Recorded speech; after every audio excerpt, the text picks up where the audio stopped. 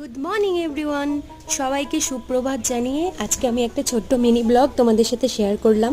তো কাল সারা রাত বৃষ্টি হয়েছে, দেখো বাগানের চারিদিকে কেমন জল জমে গেছে। ওয়েদারটাও ভালো না, আজ সারাদিনই হয়তো বৃষ্টি হবে। তো এই বৃষ্টির মরশুমে আজ দুপুরের মেনুতে হচ্ছে ইলিশ মাছ। তো তোমরাও কারা কারা এই বর্ষার সময় ইলিশ মাছ খেতে ভালোবাসো জানিও।